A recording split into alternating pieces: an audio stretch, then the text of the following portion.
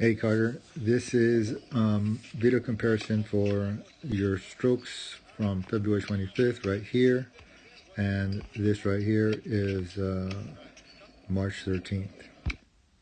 So we just do a forehand comparison right here real quick. Um,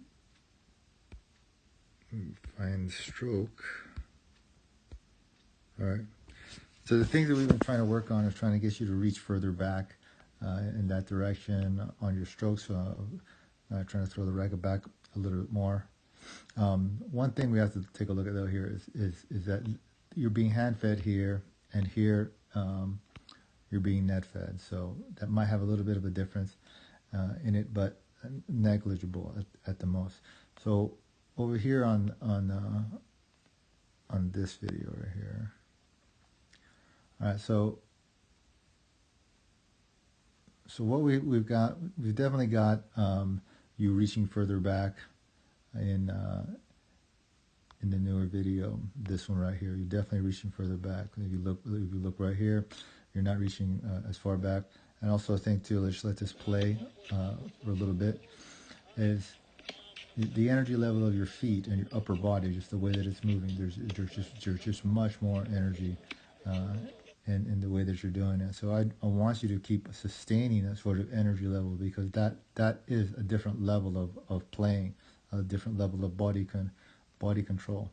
So on your forehand, this is where we're at right now, and we still want the reach back is pretty good. I want to talk to you today. I've got a lesson today. I'll talk to you about the angle of your wrist, how far it's laid back, because the angle here of where the racket is, it's facing down to the ground, and that's fine. But we also talked about how you were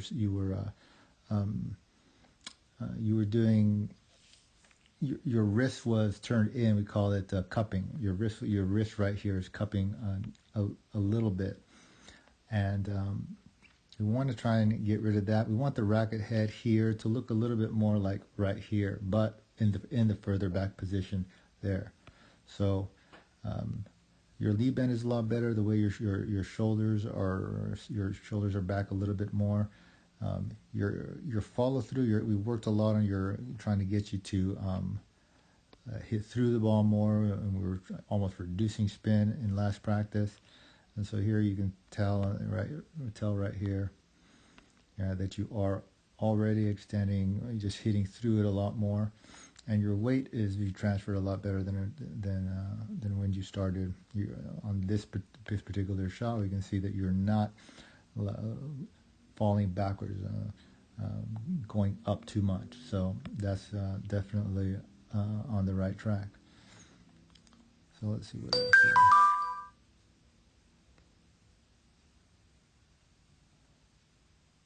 I think what we're going to try and do is your racket head.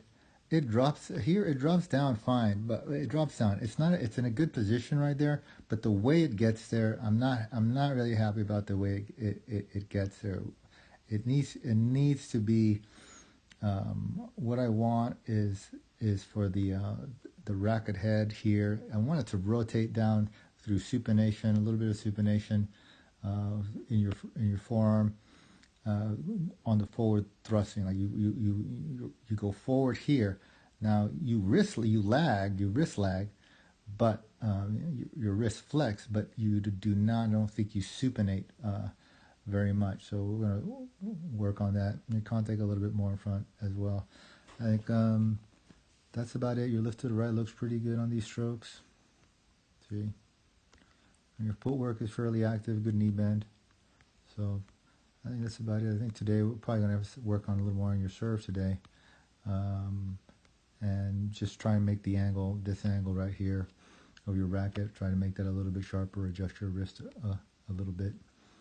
And you're hitting a lot better at the top of the bounce.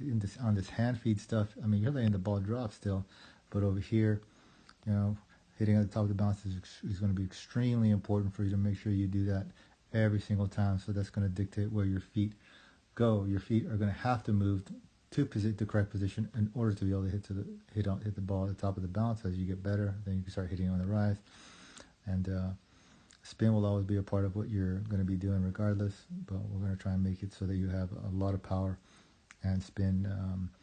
We don't, they stay, you increase your spin, your power increases as well, instead of like increasing your spin and your power drops off a dramatic amount just because you're trying to increase your spin. All right, so I think that's about it, and we'll see you in a little bit.